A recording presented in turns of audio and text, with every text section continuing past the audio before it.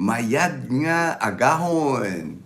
I'm just getting my day started here in Diniwid, Barangay Balabag, Boracay Island in the Philippines.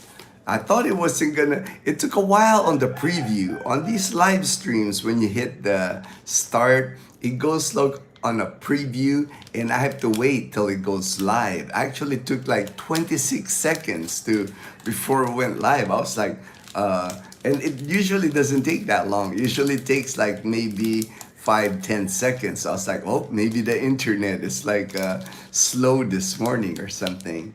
But I got my morning cup of coffee here, my Copico Blanca, 3-in-1 coffee here in the Philippines. 3-in-1 coffee in the Philippines is a mixture of coffee, sugar, and cream. And this one, the Copico Blanca, it says it's so creamy. Got like a milk taste to it. That's why I like it. Tastes like a lot of milk on it. And I just like milder coffee now than when I used to be in the military. I served 20 years in the United States Air Force. I was active duty in the United States Air Force. And I drank some of the strongest coffee while I was in the military. Black, coffee black. It's like military coffee. But you know, I've moved on from coffee black. I like my cream now. I like my French vanilla. My French vanilla brewed coffee at 7-Eleven is my favorite coffee. Good morning, Marcus, my good friend in Germany. I always think about you when I'm here in Boracay, because I remembered you telling me that you went to Boracay Island when I see your name on the live stream. Good morning, good morning. First, I'm going to report on the weather because that's an interest here all the time. I get asked all the time about the weather. At 3 a.m. today, it's June 30 here, Monday. Looks like there's a low pressure area.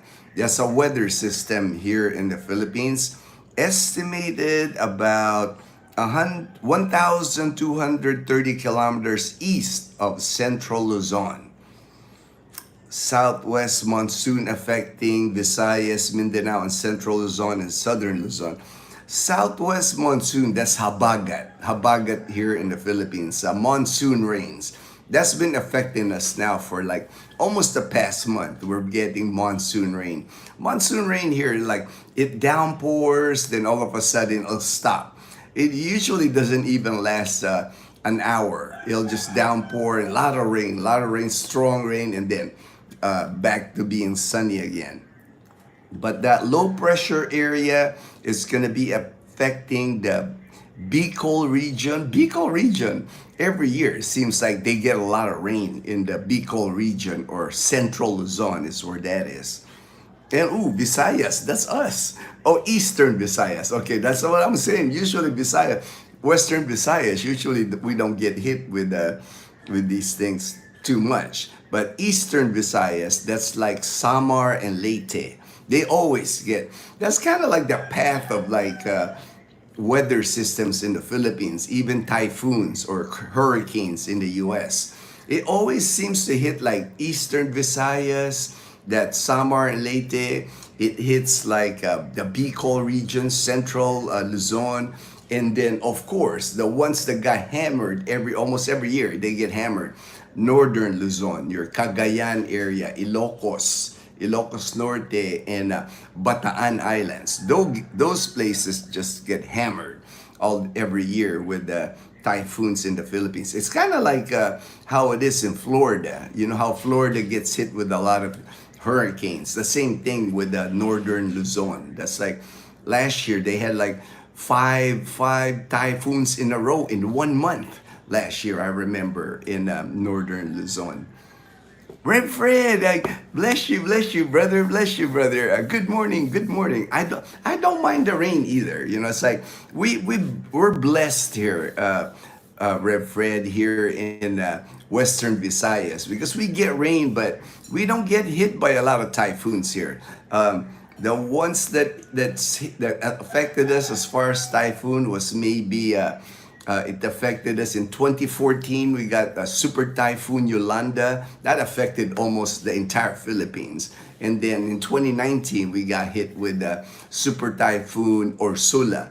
But besides that, usually we're like in the outer bands of typhoons. And then if it even like hits eastern Visayas, if it stays in the trajectory to hit western Visayas, by the time it makes landfall in eastern Visayas, Leyte, Samar, it crosses over to central Visayas. That's like Cebu, Bohol, Dumaguete, and then it hits us here in western Visayas.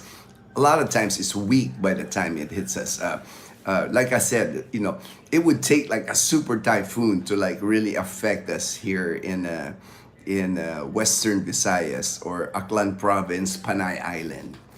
So we're blessed in that sense that we don't get hit with many typhoons here in western Visayas. But I'm the same way, Rev Fred. I don't mind rain. I like it because when it's rainy season, like Habagat, like last night it rained some. So this morning when I wake up on this balcony, it feels cool. It feels cool this morning. I know I'm not gonna be sweating here on this balcony this morning. JB, all right, my good friend in Sydney, Australia. All right, good morning, JB. Edgar, all right, the Canadian Beaver guy showed the house in Iloilo City. If you have someone wanting a nice home to rent. Oh yeah, I saw it real quick this morning because I subscribe to the Canadian Beaver, That Philippines Life, Michael and Kat and Lyra. And I saw that there's a house available in Iloilo. I'll try to do more of that, like maybe in Calibo. I know a person in Calibo wanted me to highlight his apartment. He's got an apartment in Calibo, so I might do that when I get back. And today is our last day in Boracay Island. Today, we are headed back. We are headed back to our house in Numancia, back to our life. It's been 32 days here in Boracay Island. It went fast. I mean, I can't even think that it's already been 32 days. But we're ready to go back. We miss Leanna. We miss our dogs, Totoy and Chloe mom. So get back to our normal routine. Get back with me riding my tricycle to take Leanna to school, pick her up from school.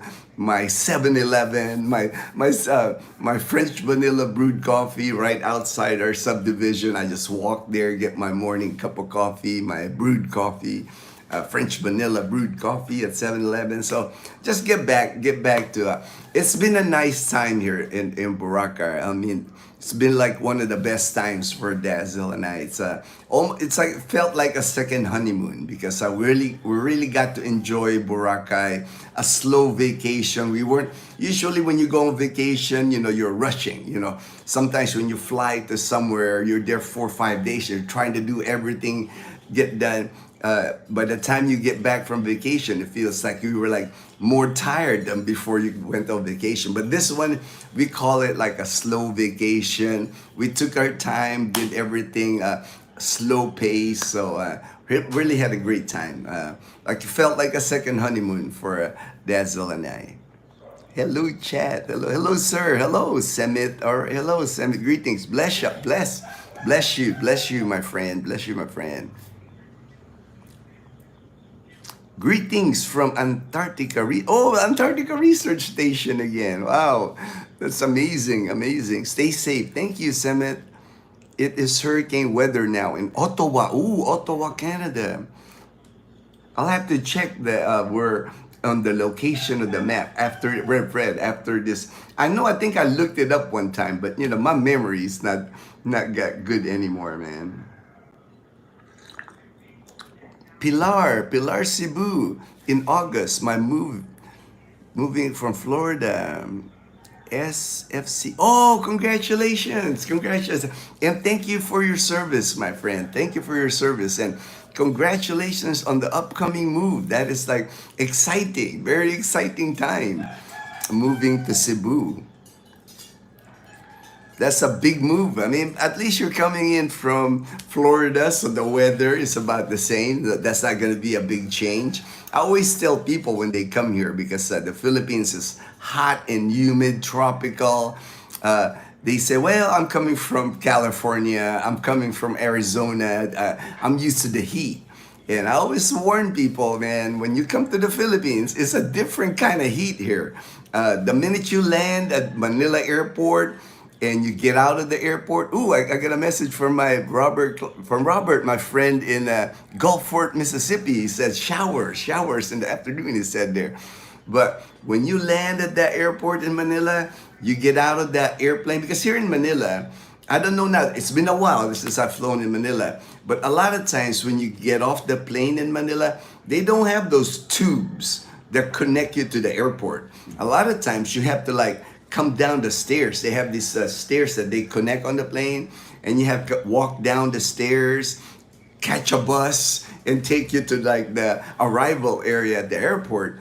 And the minute they open that door for that airplane, and you walk down those stairs in Manila, on the tarmac in Manila, man, you're feeling the heat. Especially if you come like March. Must be, yes, 5:12 a.m. here. Robert's like messaging me on WhatsApp, and I'm looking at it on the live stream here. Yes, my friend, it's 5:12 here, 5:12. And when you walk down that stairs going out that airplane, you feel the heat. Like March, April, and May. He said 4:12 p.m. on his end. All right. In Gulfport, Mississippi, Robert says 4:12. So March, April, May, man, it is hot here in the Philippines. We're talking like heat indexes of like 114, 115 degrees Fahrenheit. You know, it's like that kind of heat I felt like when I lived in Arizona, but it's a different heat here because of the humidity. I mean, during summer here, I can take a cold shower because I don't have a hot shower in our house in Numancia. I'm used to taking a cold shower. I can take a cold shower and I'm toweling off, and when I walk out the bathroom, I'm sweating. That's how hot it gets here in the Philippines, and humid. But congratulations there, my friend. Very exciting. I'm happy for you. That's exciting time moving to the Philippines. I remember that time for me. Both nervous and exciting, because for me, I remember I did my recon 2010. I went to my tour of the Philippines for 30 days, and then I finally decided a year later, March of 2011, I was gonna make the jump to the Philippines. And back then, there's not a lot of YouTubers back then. You know, when I came here to Boracay, when I landed here in Boracay, you know, all I knew was my landlord. That's the person, all I knew here in Boracay. But it was both exciting, and you're kind of nervous because I was like, you know, it's like a big jump. I sold everything that I had in the US. I came here with like a backpack and one suitcase. So I was like, but you know, I was ready for a change in my life, and I knew my military pension. I had a military pension, so I knew it was going to be enough here in the Philippines. You know, I was single at the time, so it's like I had no worries. I figured, well, worst comes to worst, I don't think I'll be homeless in the Philippines with my military pension, with the exchange rate, knowing how much money I was bringing in every month. I knew I was gonna have a decent life, but you're still kind of nervous because like didn't know what to expect. You know how I didn't have friends, I didn't have family. I didn't have family here in Aklan when I moved here. You know, now I have family. Dazzle, her family's my family now. But when I moved here, I've never lived in Aklan province. You know, I visited Boracay before, but never lived here. You know, I was born and raised in Manila, but I did speak Tagalog, so that helps. You know, that helps with the transition. But it was still, you know, both excitement and a little bit of nervousness on how everything was going to be played out. But it was the best decision of my life. I changed my life completely. 14 years here now in Aklan province, and I couldn't be happier with that move. Looking back, it was like the best decision of my life was moving here, retiring here in the Philippines early. Stay blessed. All right, Simit, stay blessed. Stay blessed. That's why I'm thinking to be there, because the weather there is not so Intense. Yes, yes. Definitely. Compared to other places in the Philippines, we're pretty blessed here in Western Visayas and Panay Island. We don't suffer through a lot of that extreme typhoons that other areas like, like northern Luzon or Bicol region or Leyte or Samar, man, they get hammered with typhoons. That'd be hard to deal with, like month to month, because like coming July here to December, that's typhoon season on those areas. They go through several of them, during those months, and we don't have that. We don't have that here in Panay Island. God bless y'all. All right, Seventh, God bless you. How do you feel about leaving there? Uh, I'm ready. I mean, it's been a great month. I mean, thankful that Dazzle and I are able to do this, that we're able to leave, stay here in Boracay for a month. But I'm ready just because I miss Bumblebee. I miss riding around Kalibo. I miss riding around on my tricycle. I miss driving, because like there's no car. I can't bring a car here in Boracay, so I like driving. It's like one thing I enjoy in Panay Island. I like driving to Rojas City. I like driving to Caticlan, or I love driving to Iloilo City, even for the weekend, to go to SNR, go shopping there, go to the big malls. I do miss that because you don't have that here. We don't have that here in Boracay. Boracay is, to me, it's fun in Boracay for like the month, but I miss that part too. I lived here in Boracay at one time for like 18 months. And that was the thing, after a while, you're like, the island's not that, in the beginning, it feels like, okay, the islands, there's places to do in the island, there's several beaches. But after a while, you realize the island's not that big, but for me, I'm ready to go home, ready to, go back to Leanna and I's routine, tutoring her with her studies. She's done well, actually, the 2 weeks I haven't been there, because I've got her trained really good now. Leanna's like on top of her schoolwork. She's like, even when I'm there, actually, I don't even have to tell her. The minute she comes home, she's like going through her notes, because she knows I'm gonna ask her. She knows I'm gonna ask her, so she's making sure like she knew what she learned that day. But the English lessons is what she hasn't had like the last 2 weeks. So we're gonna do some catching up with her English lessons. Where was your first honeymoon? Was it out in Boracay? Actually, yeah, part of it was because we got married here in Malay, actually, and then our reception, our wedding reception, was actually at Puka Beach here in Boracay. There used to be a restaurant there, Puka Grande. It's no longer there. They don't allow structures in Puka Beach. They want Puka Beach to be more just beach. They don't allow like building of restaurants, building of bars or anything on Puka Beach. At the entrance of Puka Beach, that's where Puka Grande used to be, and they demolished that even during the Boracay closure. But I booked that restaurant, closed that restaurant, paid them for the day, and they served food right on the beach. They put out tables, chairs. We had live music. My friend Nash was a musician here in Boracay. He now works in Manila. He's a busker, one of those guys that sing at the malls in Manila. But he was a singer here at the Boom Boom Bar, and so he sang on our wedding reception. Really fun because we invited my classmate, Dazzle and I's classmates that we went through college for 4 years. So that was really fun.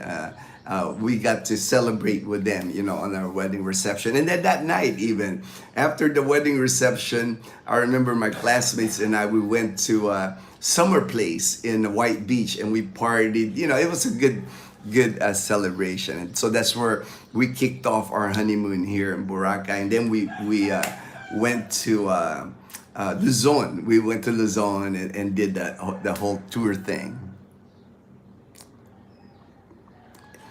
This one wasn't really planned. Actually, we were planning something like this for our 10th year anniversary, because this last April was our 9th year wedding anniversary. So this trip to Boracay in June was just random. It was one of those things where we went here, it was the beginning of May, I think, with Leanna. We took Leanna to White Beach. We stayed a few days. She went swimming. And then Dazzle, like, we're just talking and we're like, man, I kind of miss staying in Boracay for, have some time in Boracay and really enjoy the island again. So we just spurred a moment, spurred a moment. We just say, yeah, let's do it. Let's do it for the month of June. And I have a friend here, the owners of this Airbnb is a good friend of mine, Rosalie. So it's like, all right, we'll contact her and book the Airbnb for a month. She actually doesn't want us to leave. She said, oh, you guys are leaving already? You guys can stay. You don't have to pay me for the next couple of days. I said, well, we got to get back. We have a trip scheduled for Iloilo City with another friend of ours. We got to take Steve and Nova to Iloilo City July 7th to the 10th. So July 7th to the 10th, we're going to Iloilo City. So I wanted to get back today. At least I'll have like a week with Leanna so I can catch up on her studies, work on her English lessons this coming week.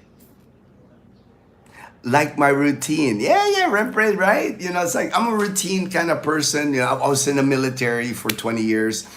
Military is all about routines. It's like look, I got my haircut, my last haircut in Boracay Island yesterday. Got my high and tight. This haircut right here in the military, we call it the high and tight.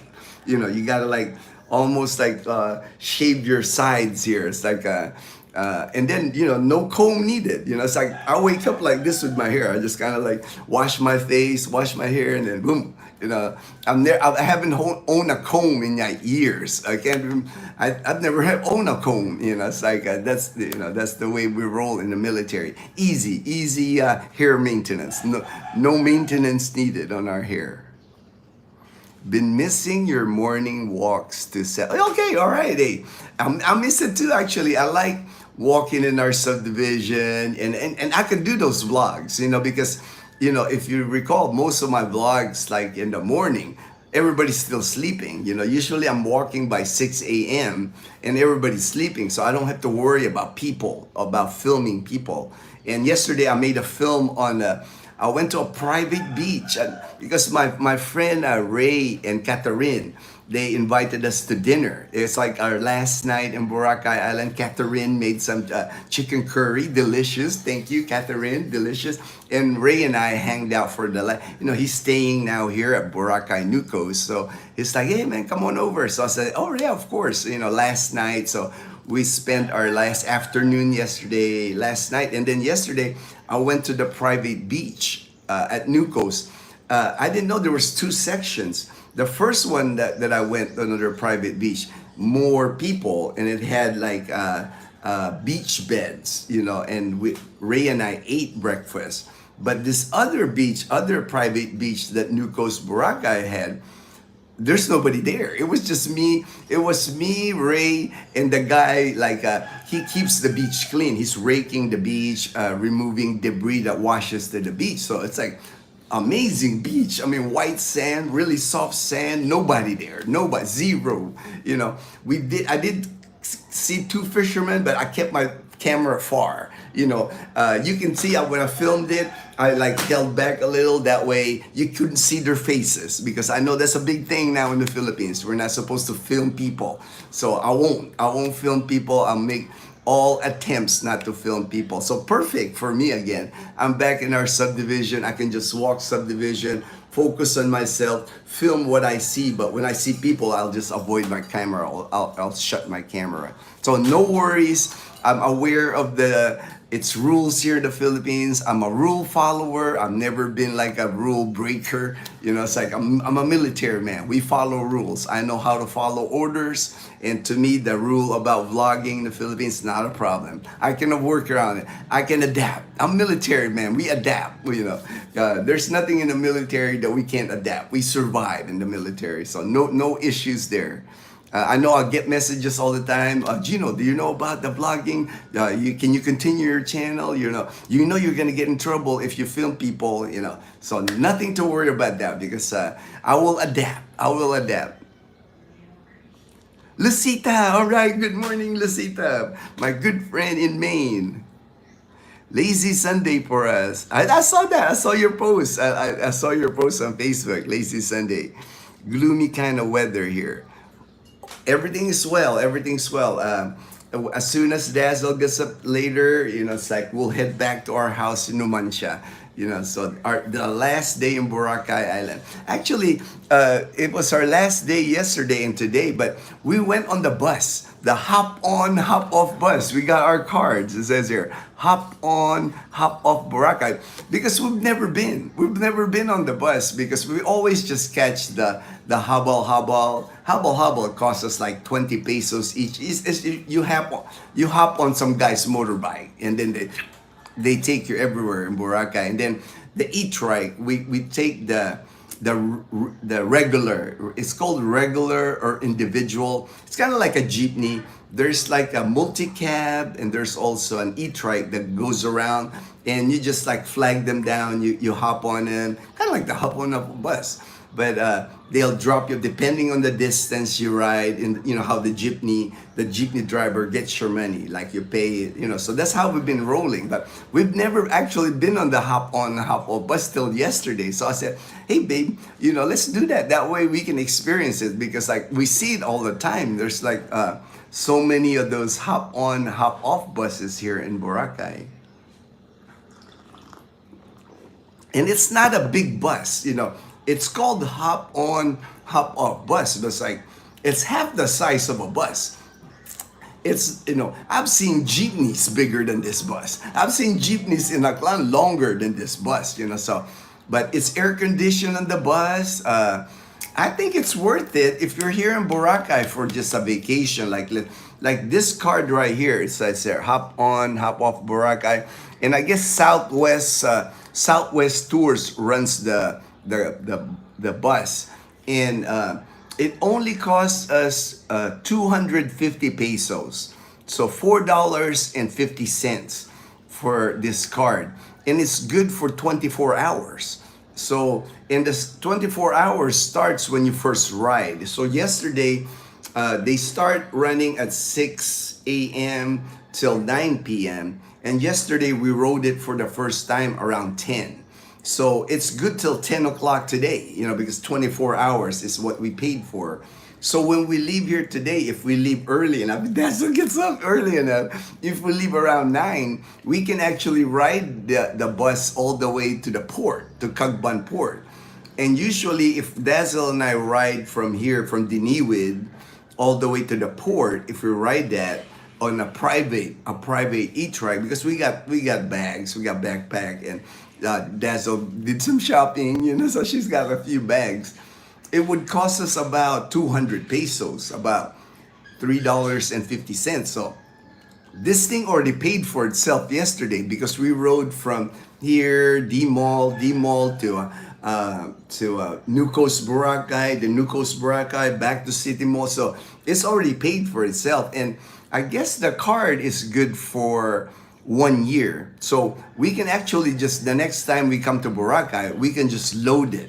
I'll have to figure out if I can load it online. I'm pretty sure I can. If not, we can load it once we land here in Boracay, probably at the port, But I think it's pretty cool to have, like I learned it from my friend Michael, that he's vacationing. They're leaving today too. Michael and Rose, they've been here, I think 4 or 5 days. And Michael was the one that taught me the hop, because they got the hop on hop off bus the first day they got here, and they've been like, they went to Puka Beach, they went to Willis Rock. I mean, they went everywhere on the bus. And I said, man, for 250, that's not a bad deal that you can just and there's several of the buses, and they go from 6 a.m. to 9 p.m.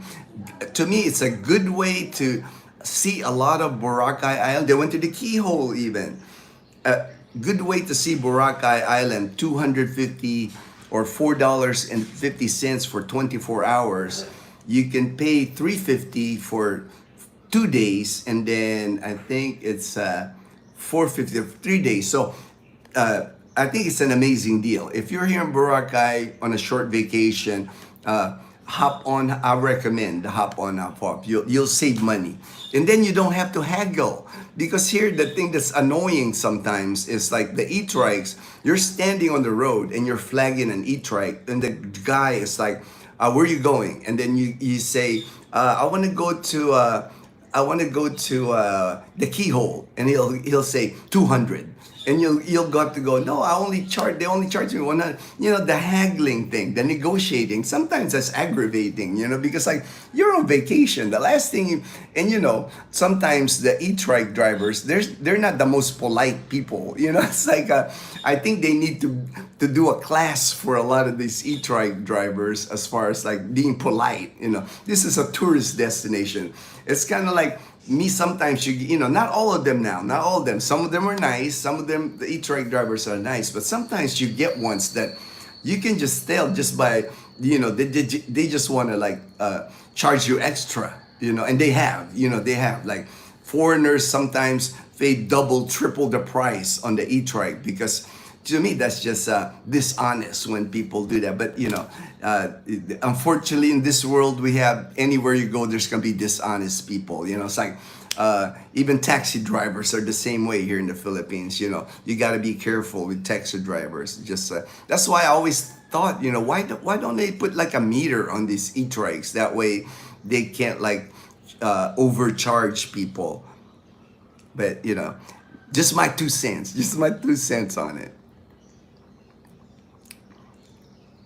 We are just above. Oh, okay, all right, all right. The New York area. Now I know. Now I know where Ottawa is. Red. Hi, Gino. I find the heat heavy and wet, humid. Oh yes, oh yes. It's like a sauna. During March, April, May, the Philippines is like a sauna, because like our house is like 2 floors, and on the first floor we just have a fan, and we open our windows because we have screens so no bugs get in the house. But during the summer, you know, it does feel a sauna, man. I'm sweating more during the summer, but now it's better because it's rainy season, habagat, monsoon season, so you get a nice cool breeze now. That's why I don't mind it when it's rainy season in the Philippines, because it's at least it's not so humid. It don't feel like a sauna. Hi Gino, Joyce. Can't wait to move back home. All right, Joyce. Yes. You know, I know the feeling. Because like for me, the excitement, you know, of coming to the Philippines. You know, for me, I lived in the U.S. You know, close to 30 years, but I was excited when it was time for me to move back to the Philippines. It was like that when I went to Israel. The plane stayed on the tarmac, and we ride a bus to the airport. Very hot. Oh yes, very. I know, man. And that's the, you know, like I said, that's why I mentioned that. You know, that's a shock to a lot of people. You know, in Manila, that tarmac in Manila during the summer, man, it is hot. And then when you got to walk down those metal, you know, stairs to go to on the bus, you know, that little short walk on that tarmac's cooking, you know, because it's like blazing sun on the tarmac. You know, you can actually, when you're walking, you know, you kind of like that, you feel the heat, man. You feel the heat. I mean, the minute you come out of that plane, you know, you feel the heat. You're sweating, you know. March, April, May, you know, if you land in Manila, you're gonna be sweating. And especially, you know, you're in the airplane, a lot of times you're wearing a jacket, because in the airplane you flew like 15 hours or so from wherever you came from, and you're wearing a jacket on the plane. Some people wear suit, and then you walk out of that thing, you're not expecting that. You're thinking, in the same thing in the US, you know, it's like when you walk out the plane, they got that tube going into the airport, so you don't have to like walk on the tarmac. But that comes a shock. To a lot of people. JB Malalang, cold shower is apparently good for you anyways. I think so. I mean, I've never, you know, for me, I noticed like, when I stay at hotels, like this Airbnb has hot water. So I'm like, my skin gets drier, you know, because, you know, I guess I'm not used to the hot water. So I had to buy lotion. I haven't bought lotion in years, because like at the house, I don't use lotion. I'm always like, I guess my skin is always moist. You know, it doesn't dry. My skin doesn't dry from the hot water. Tita Marie, we'll be there in December to February. Oh, nice. Tita Marie, that's awesome. Pandan. All right, you go Pandan, Antique, Roa City, Boracay. Oh, cool, cool. I'm sure we will bump into you then. Just I'm sure we'll bump into you like if you want to meet Dazzle now, we'd be happy to do a meetup, Tita Marie. That'll be awesome. Because that's our the places that we go. Those are the places that we go. I will have a lot of family, and I have many friends I have met on YouTube for when I get there. I will know a lot of, yeah. Oh, thank you for the kind words. I like appreciate that, Rev. Oh yeah, of course. Yeah, you build a nice network, Rev Fred. So when you come, you have the Canadian Beaver, me, James and Karen. I mean, you already got a good network here in Panay Island. We'll take care of you. We'll take care of you when you get here, Rev Fred. You're family to us, man. Balikbayan guy, my good friend John. Good morning, Ginno, Salve, and I. All right, thank you so much for joining the live stream, Salve and John. Are you traveling back to? Yes, we're traveling as soon as Dazzle. I'm actually already packed. I didn't have, I have my backpack and I filled. I have our dirty clothes. I just put there's the eco bag. The eco bag we got at the grocery. I just put the dirty clothes there because I'll just do the laundry when we get home. I wasn't gonna do the laundry here at the Airbnb. The weather this morning, I see some clouds, but it's not raining. So hopefully it'll burn off. But it's nice. It's cooler. In the usually here when I would come out here to the balcony, sometimes I sweat, but this morning I feel cooler this morning here. The weather yesterday when I filmed at that private beach at Newcoast, if off and on during the day it would sprinkle, not rain, just light sprinkle, and then I had my umbrella, but during when I filmed it, no, it wasn't raining. So, but it cools things off. Like I said, I never mind rain. That's why now I know, like the whole month of June, it would rain here. The whole month of June, it would rain like at nighttime, early in the morning. But for most of the days, like my friend Michael was even saying that I thought this was rainy season that he came. I mean, he got sunny days the 4 or 5 days as he's been here, and he's leaving today back to 13 Martires in Cavite. Have a safe flight, Michael and Rose. It was so nice to meet you guys. I'm glad we got to hang out, ate lunch at Mang Inasal, and everything. So thank you so much for the time. Really appreciate you guys. Oh yes, I'm. They do have it here, Rev Fred, and I think I was with Michael a few days ago, and Dazzle and Rose, they were shopping at Talipapa for souvenirs. Rose wanted to buy souvenirs, so Michael and I, we were just waiting. So we went to a 7-Eleven. I did order a French vanilla because I did miss it. You don't realize how much you miss something when it's a daily routine. When it's like when you go there every day, get your coffee. It's like I like that routine. So I'm be happy that I'll be back to that routine. It's like I'm actually excited about getting back home. The dogs, walking the dogs, twice a day. My time with Leanna, I miss her. I miss our hanging out time. Leanna and I, we're buddies. It's like she's my buddy. It's like. I love it when Leanna calls me Kuya. She's like, I can tell. It's like we're just good buddies. We enjoy our time. Yeah. Alfie, what's up, brother? I'm on the. Oh, you're all right, Alfie. We'll have to do another call, man. That way, I'll make sure that you're doing all the right necessary preparation to come to the Philippines, and so you're so eager to come here.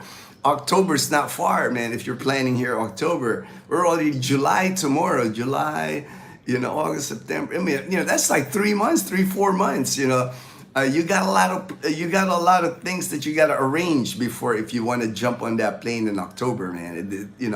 I'll have to talk to you some more, man. Get you prepared. If you really want to do the Philippines. I am sure Dazzle is looking forward to going fishing again. She is actually, Rev Fred. Actually, I would not be surprised if tomorrow, Dazzle and Mom goes fishing at Loola's fish farm because it opened again. Dazzle, there's people fishing at Loola's fish farm. They're catching good sized bangus, the milkfish. Ooh, the light came out again. Okay, I got Dazzle's, my gift from Dazzle. The light here is on automatic, so it comes off here. That's why it turns off here. So I got this light that Dazzle gets me. That way, it's not so dark. You guys can still see me. Yeah. So Mom and Dazzle, I'm sure they'll have me take them to Loola's fish farm tomorrow, so they miss it. I know they miss fishing. She's ready to go fishing. And Mom's the same. Mom actually is like Dazzle too. They're like competitive about fishing. They love fishing. So I know tomorrow I'll probably drop them off at Loola's fish farm and then pick them up like later on the day. All right, Alfie. Hello. Tim C, my good friend in Las Vegas. Yo, G, what's up, Tim? Let's show our brother some love. Oh, thank you. Like, shares. Thank you. Thank you, Rip Red. Appreciate that, Rip Red. We have plans in 2026 to go to Negros for. Oh yeah, awesome. I did that, man. I did that.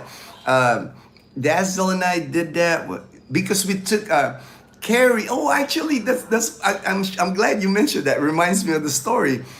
Carrie, our good friend, he's in Dumaguete now. He actually stayed in this Airbnb. He stayed here like, I think, 3 months. He stayed here in Boracay. And then he decided, Carrie's from Canada, he decided after 3 months here that he was going to go to Dumaguete. And he found a beachfront apartment. It was like 2 stories, and he occupied the first floor in Darwin in Dumaguete. So Carrie was a friend of mine here, and he goes like, he was trying to figure out how can I, because when he came here to Boracay, he had his suitcase, he had a couple of suitcases, and then he had a guitar, and then he actually had something shipped to him. So he actually accumulated a few things, So he's like, how am I gonna move here from Boracay to Dumaguete? And I told him, dude, I'll take you, and I did. Des and I took Carrie. We have videos of it. So we, my little tiny Wigo. I mean, the back, it was funny because the back seat of the Wigo, Dazzle was like in the corner, and all of Carrie's stuff was like on the back, trunk full of stuff, all of Carrie's stuff in the trunk. I mean, my car was like pretty loaded, and then Carrie sat in the front, and I was driving in the front. And we picked him up here in Caticlan. We drove to Dumangas in Iloilo. If I remember correctly, at least 5 hours, at least 5-6 hours. And we took the ferry. We took the ferry from Dumangas, Iloilo to Bacolod, Breadco in Bacolod. That ferry took about 4 hours because it was the roll on, roll off. So really slow boat, but took the car, got to Negros, got to Bacolod, and drove Negros. So I've driven Negros Island. On the way there, I took like the eastern portion of the western portion of Negros from Bacolod all the way down to Dumaguete, and then coming back, we took the western side going down, eastern side going up, So, and we even that's when I even drove up to Canlaon, to Mount Canlaon, to the top, So it was a great adventure. And Carrie's a good friend, so it was like I was happy to do it for him. Along the coast, yeah, that's the thing. Start in Bacolod. We took the western side going down, and then coming back up, we took the eastern side. That was fun actually. Long drive. Actually took longer going up because we took, instead of going straight up, going to San Carlos City, we went up Mount Canlaon just because, how many times opportunity would I have to like go up Mount Canlaon? It's a volcano, an active volcano. It's actually erupting like a few months ago. I think it's still erupting right now, but I got to the top of Mount Canlaon with our car. Nice places at Negros. When we got to Dumaguete, I did a video. That was a nice place that we stayed. Had a swimming pool, like an Airbnb in Dumaguete. But I'm sure you can find there's plenty there's plenty of like even YouTubers that film like Airbnbs. When we went, we didn't really have a plan. We were just driving, and then we would stop at restaurants, and then Carrie was the one that made the reservation at the Airbnb where we stayed in Dumaguete. But lots of places to visit. There's like, I think it's called Twin Lakes in Dumaguete. There's like, Valencia's nice to visit, cooler weather.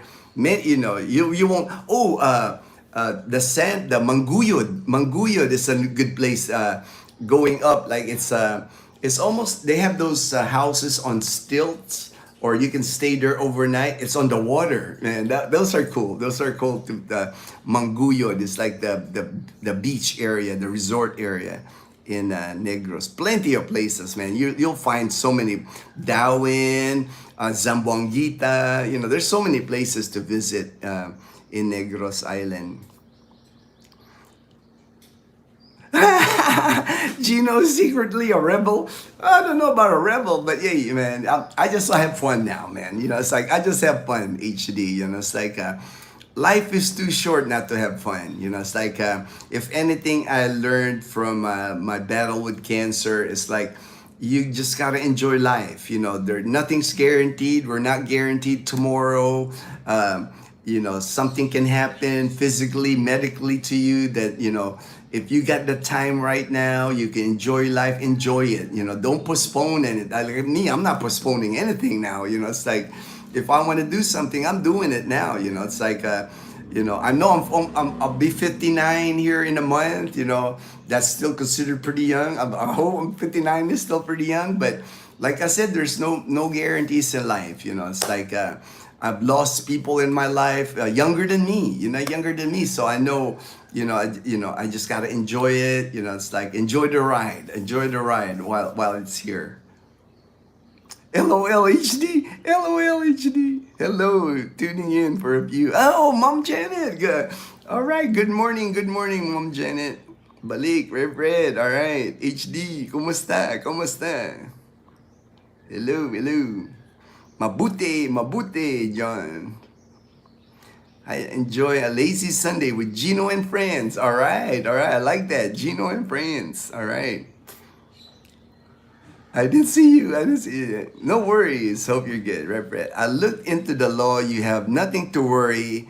It is if you make inappropriate videos. Yeah, I know that. Yeah, I knew that, but I'm just playing it safe, Fred. I'm just playing it safe because like, I've never filmed people anyway. Maybe accidentally, like if I'm filming myself, but I avoid people. Because to me, that's kind of like intrusive, like without asking their permission. I don't do that anyway. That's why when I saw the law and all this big deal, all these videos about, the end of vlogging in the Philippines, I'm like, it's they're over exaggerating it. There's people that, in my opinion, should been banned before, because like making inappropriate videos in the Philippines. I even remember seeing a video of this guy.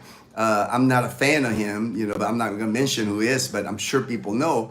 He gave a cigarette to like a 7-year-old, and the little boy smoked a cigarette. I'm like, why would you do that? That's like horrible, But people do what they do on YouTube to earn subscribers and make money. But to me, that was terrible. I would not support any person that would do that.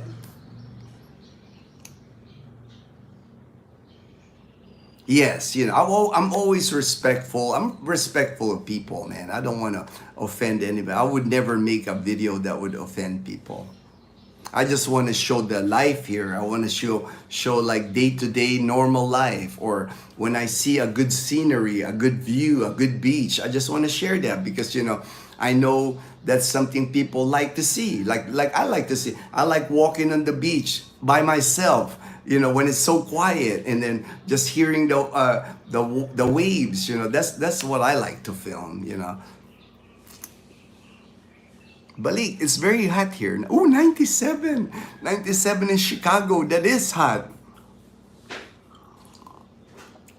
Oh, I hope they fix your AC. I hope they fix your AC soon, because that would be hot without the AC, and it's 97. Mom Janet.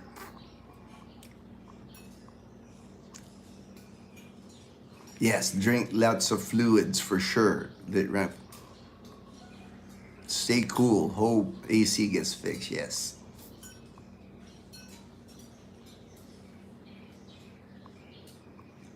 Hey, Biggies! My Biggies support group, my good friend Mark. All right, Mark. Good morning, Mark.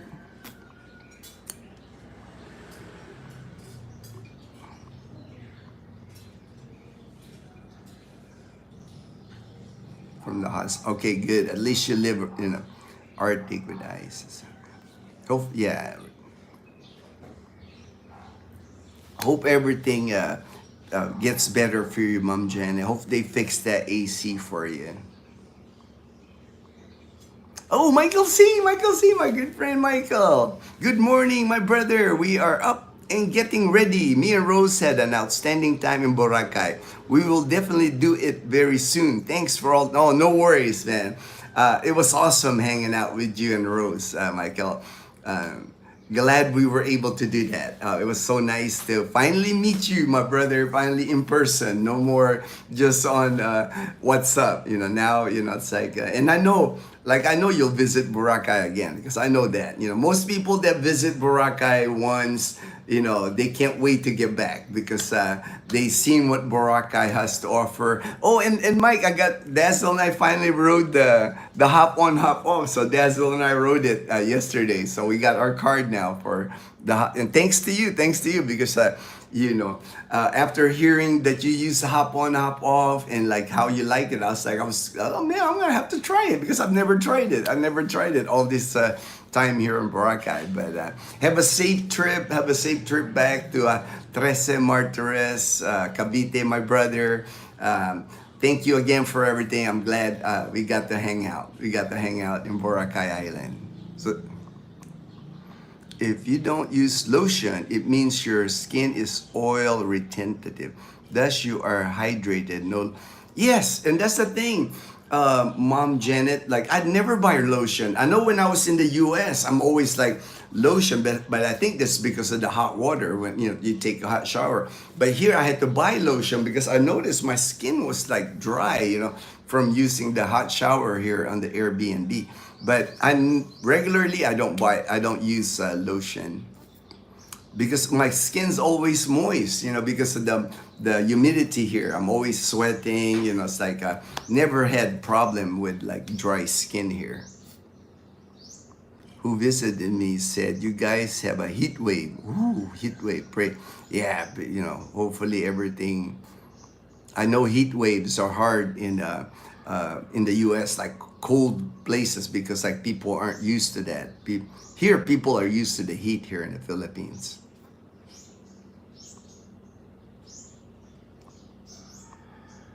Hello, hey Daniel. Good morning. Good afternoon there, Daniel.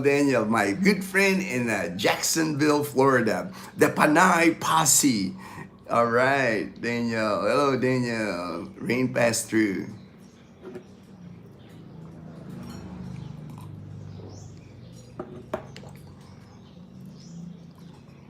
Storms. Yeah, it's the same. It's the same with us, Daniel, at the house. When it's a rainy season, our electric bill drops almost half. Because like March, April, May, it's hot. We're sometimes it gets so hot even during the day, not just for sleeping. We would turn on the AC, but during the July all the way to December, we can get by without using air condition, because we just open our windows in our bedroom, and we got these screens, like screens like this, even on the door, so it's like no bugs or mosquitoes or flies get into our house. So it stays cool. You open all the windows with the screen, the flow of air goes through the house, so and then when it rains, it even cools it off. So I know all about saving money with the air condition when it's like this kind of weather. Happy Sunday all. Happy Sunday all. It's Monday here, but Sunday in the U.S. Happy Sunday all. Amen, brother. Please support your local heart disease. Yes, thank you. Happy Sunday, fabulous social media, family community. Yes, it is. I'm glad to see everyone doing well. Hopefully you get that AC back going there, Mom Janet. Hop on, hop off bus, yeah. Ho bus. That's funny. That has 3-day pass that saves you about. Yes. I mean, it's great. I mean, it's a tiny bus, but it's great. It's air conditioned. There's plenty of them. I mean, we didn't have yesterday. You don't wait maybe 5-10 minutes, and there's like another one comes. I was like, well, I was amazed. I'm glad we finally got the card. Because now with the card, Daniel, on our next trip to Boracay, I can just load the card. And I'm pretty sure I can load it online. I'm pretty sure with Gcash. But I'll double check. I'll report on that. Once I get home, I'll research more. But for sure, if we land at the port, I'm sure I can load this. Or maybe even load it on the bus itself. Because this card, we didn't even have to go to the office. The card, because when we were walking, Dazzle saw the sign on the bus. It said, the card is available on the bus. And they had this guy, when you come in, the driver and the guy, they call them, conductor. And he had like a little computer looking thing with like, it prints out receipts. And he's like punching in there, and then prints out a receipt, and he handed us our card. So we paid him, so we didn't even have to go to there's a hop on, hop off office at D-Mall, but we didn't even have to go there. So I was like, oh, cool. It made it even easier to get the card. Doing good, enjoying lazy Sunday. Yes, everybody's like, that's the thing. Like I was reading, everybody's just like went to the morning services and then lazy Sunday. That's a good thing. Lazy Sundays are a good thing. It's like, especially after a week of working, I think that's the routine anyway. Like Sundays usually is kind of like the you just want to relax. Bye. Okay, all right. Thank you for coming online, Marcus. Appreciate it, my friend. Jan. Good morning. All right.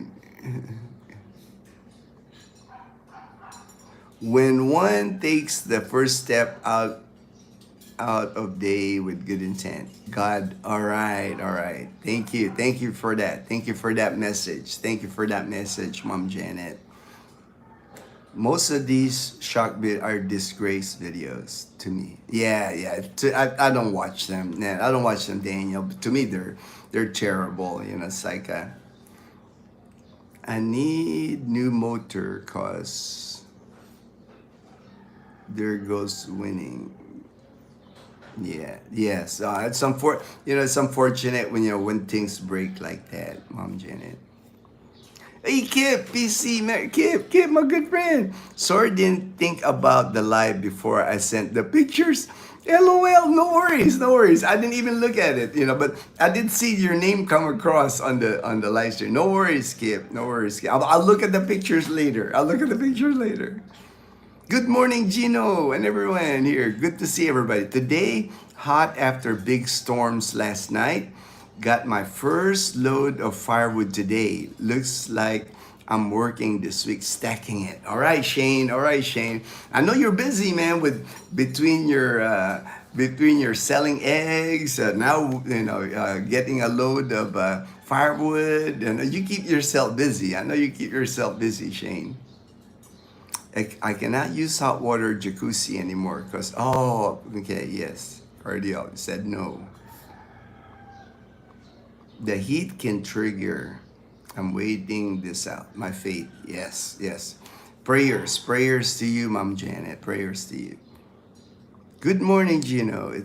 It's first time I'm tuning in on before 6 a.m. Props to you, brother, for doing it every day. Yes, I'm up early anyway, man. You know, it's like I'm usually up by 4:30 a.m. I'm a morning person. I go to bed at 8 p.m. so I get my rest, and then during the day I'll take a nap after lunch. So, you know, I'm used to getting up early. I'm used to that routine. Like, I won't do the live stream this early. Once we get back to Numancia, I'll probably do it more like 7 or 8 after I take Leanne at the school.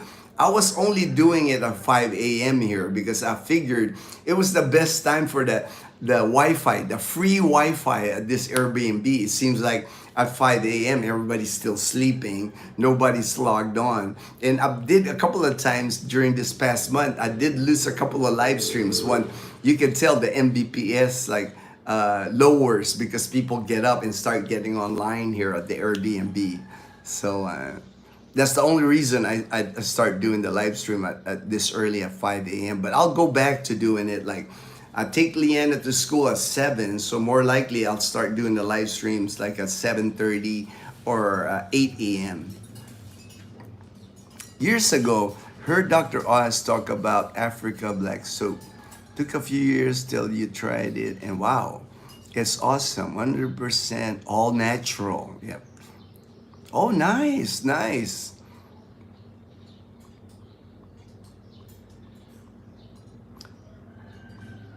What's up? What's up, DA Legend? What's up? I look like the guy from Squid Games. All right, well, you know, maybe. I think Squid Games is Korean, so I'm Asian, you know, I'm Filipino, so, you know. LOL, remember, Sunday is the day of rest. Yes, yes. All right, Kip, all right. We visited Lily's Market after the water station today, and just had to take pictures of a couple of Filipino. Oh, all right, all right.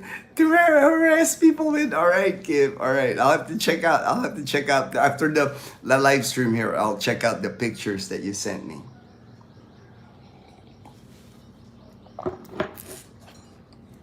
Janaya. All right, Janaya Flores. Edgar, good to get a hop off report from you. All right, riding behind someone on a scooter. Not for me. Hey, all right, Edgar. At least now you know that it's the way to go. It's the way to go. I mean, it's a good deal. This hop on, I can now vouch for it because I tried it.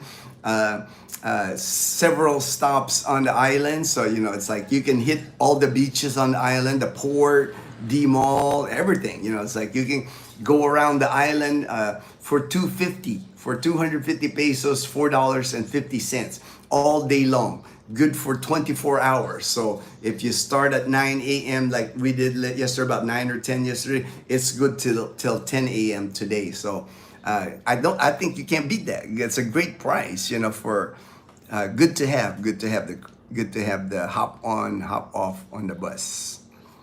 Oh yeah, busy here. Yeah, I know, you know, you stay busy, Shane, you know what I'm saying? Be traveling soon next Monday. I'll be in Florida. All right. Then after a week there, I'll be heading to Texas. Man, you are busy, man. Florida to Texas, that's a good drive. That's a good drive, man. For the closing. I know, you mentioned the closing. Yes. So excited to read here finally. Yeah, all right. Congratulations, Shane. Good luck. Safe travels, Shane. When you know, there's a lot of driving, or if you plane still, you know, safe travels. Resting now, Daniel. I toured my friend from Michigan, the city of San Francisco. Oh, yeah, I love San Francisco. It's been a while for me, HD. The last time I was in San Francisco, I think it was after the earthquake. I lived in Southern California, and my friends and I would go up to San Francisco. But I remember the big earthquake, the Oakland thing. After that was like the last time I went to San Francisco. Walked all day. Yeah, started the farmers market. That's a Pier 39. I think Pier 39. Yeah. Been to that. Have pictures of like the crookedest road. Everybody gets a picture taken at that crookedest road thing. Just the bay, the Golden Gate. Been a while. Been a while for me. Been a while for me to be. But I'm glad I did. I'm glad that was one of the places I'm glad I got to see while I was still in the U.S. Lazy Sunday is most days in the Philippines. Yeah, probably true. Probably true, man. You know, it's like for us retirees anyway. You know, because like for us retirees in the Philippines, we lose track of days. You know, it really, all days look about the same. You expect for Sunday because you know that's church day on Sunday. Philippines moves on island time. Sure does, sure does. Everything here is on island time. Nobody's in a hurry here. Except the people that work in the city. Now, that they're always in a hurry. Like Manila and Cebu City, people riding the LRT, MRT, the subway. I mean, I know those are busy, but they're, province life, like Panay Island, this very slow pace, very slow pace. Thank you, Daniel, thank you. I was stationed in San Diego when that earthquake happened. Slept right through it. I've been through a few earthquakes in my day, Kip. I lived in Long Beach, Southern California, and we've had a couple of earthquakes during my time there. Correct, HD. Even when people are working, they are having a lazy Sunday. Yeah, lazy Sunday. All right, I got to the bottom. I actually wanted to discuss a topic because I did promise yesterday. I had planned on talking about this topic yesterday, but so I have a little notes here on my phone. I just looked it up. I Googled it, and for expats in the Philippines, then a lot of expats when they come to the Philippines, they favor going to Manila, Cebu, and Davao. That's where most people land in the Philippines. But from what from all my readings, that's a majority of people. BGC, of course, it's like that's a very popular destination in Manila because BGC is almost kind of like being in the United States. You got like Texas Roadhouse there. You got Red Lobster. You got everything in the U.S. they're bringing to BGC. I think they're even talking about bringing In-N-Out Burger to BGC. That'd be nice if they bring In-N-Out Burger here in the Philippines. And then a lot of expats, those are like the landing spots, Manila, Cebu, and Davao. Then a lot of expats go to Angeles City and Subic because a lot of military used to be stationed there. Like me, I was stationed in Angeles City at Clark for 3 years before Pinatubo. And then Subic, like my friend Kip, he's been to Subic, because a lot of Subic was a popular docking place for a lot of Navy ships back in the day. And still does. I mean, there's still ships, U.S. Navy ships that dock at Subic Bay now. It just doesn't get the publicity that it used to have. It used to be the whole Subic Bay used to be, like U.S. Navy ships there, but they still go there. And then same thing at Clark. There's like many planes go to United States Air Force planes that land in Clark International Airport now. Because of Balikatan, they have a yearly exercise here in the Philippines. Balikatan exercises. Balikatan means shoulder to shoulder, so it's an exercise between United States and the Philippines. It's a shoulder to shoulder exercise, and that's why. Pretty much because, and then the U.S. military has 8 bases here, Filipino bases. They're not American based. No more American bases in the Philippines, but there's 8 Philippine bases that the Americans are using here in the Philippines. So there's not a time here in the Philippines that there is no U.S. military here. So pretty much the whole year, there's United States military personnel assigned here to the Philippines, that are living in the Philippines, that are building, improving their runways, building dormitories here. It's not going to be like it was before, where the military bases belong to United States, and it's even dependents were here, retirees. It's not the same, but there are active duty United States military forces in the Philippines, and that's not going to go away. If anything, there's going to be more and more of them being assigned here to the Philippines, because I know the United States military, they are big on pre-positioning assets. And for my military guys, they know this, pre-positioning assets means, like for us, for in the medical field, like I was in the military for 20 years. What we do is we pre-position like medical supplies, IV bags, medicine, everything that a hospital or a mobile, like a MASH unit, like a MASH, like you saw on the TV series MASH. We pre-position those assets all over the world, just because if an event happens, it's already here. We don't got to ship the stuff.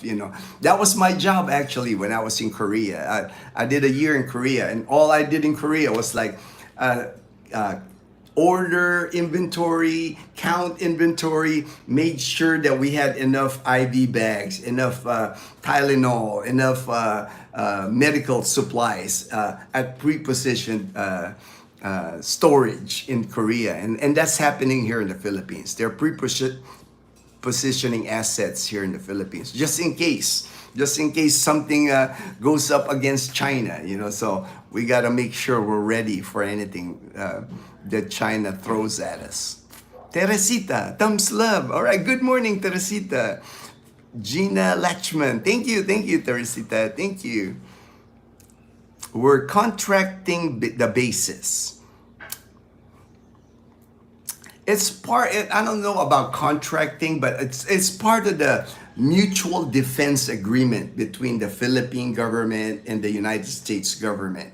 It's allowed the United States to come to the Philippines, train here in the Philippines for balikatan exercise, shoulder-to-shoulder exercises, and then the 8 bases, the United States are allowed to use the 8 bases. And of course, when the U.S., when we Villaflor Air Base north of Manila is one of the airports that military planes land. Now, of course, the United States is going to spend money on the runway because the U.S. military's got some very expensive aircraft. They're not going to land it in like a substandard runway. The runway has to meet United States specifications or United States Air Force specifications. So, millions of dollars are being spent on the runway, preparing that, making sure that when we land our very expensive United States Air Force planes, when we land there, that it will safely land, that it's not going to damage our plane. And maintenance.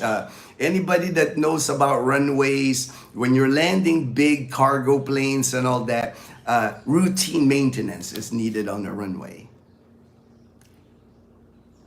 No American bases there makes me sad. I tried transferring to Guam, so it was a short flight, but that didn't work out. I would have been harassing me monthly. No, you're not harassing me, kid. I'm happy to provide help and information, Kev. I'm happy to help you, brother. You would not be harassing me monthly. But when I go to Angeles City, the last couple of times Dazzle and I went to Angeles City, I see U.S. troops all the time because of the haircut.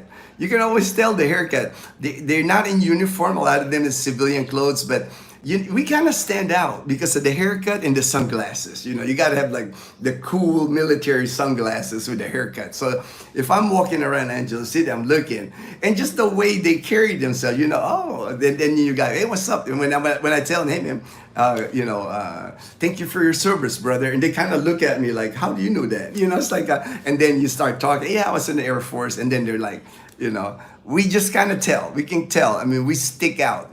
Being especially the active duty people. They stick. Because they're clean shaven a lot of times. Well, I do know now they allow beards and all that even in the Air Force. But But the haircut, the sunglasses, and then just the build, just the walk, it's like you can tell military guys. You can tell military guys. I can spot them. I can spot them. I can spot them at the airport. I can spot them everywhere when I can always tell it. Like I'll come up to a guy. Thank you for your service, brother. They kind of look at me like, how do you know that? How do you know that? What happened to the 4 military bed that your president spoke of about a year ago? I'm not familiar with the 4. There's actually 8. There's actually 8 bases, Daniel, not just 4. And those 8 bases, United States military forces are assigned to the bases. They're working. It's more like I think what the U.S. is doing there is like in the Air Force anyway. It's called TDY for us.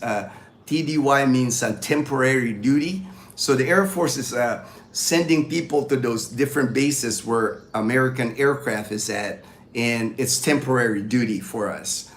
Usually temporary duty lasts 6 months, sometimes maybe even a year, and they rotate people to those assignments. Like I said, when you have a military aircraft, when you have our fighter jets, our cargo planes here in the Philippines, there's a lot of maintenance that goes with that. Also, a lot of support personnel that goes with that. Medical people like me.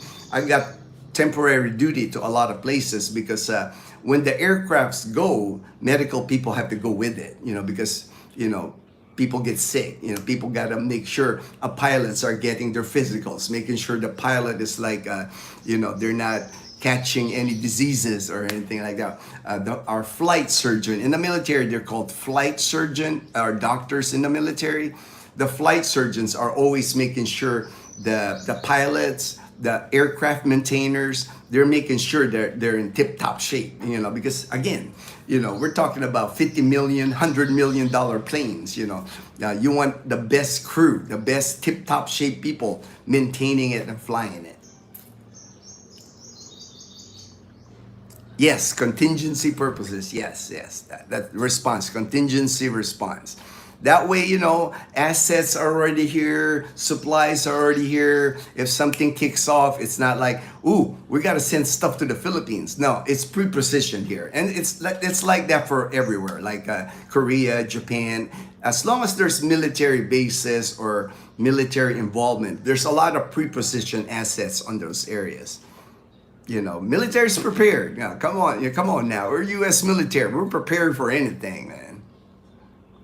I actually emailed the Secretary of Defense about how he needs to open talks near Boracay. That's all right. Near Boracay.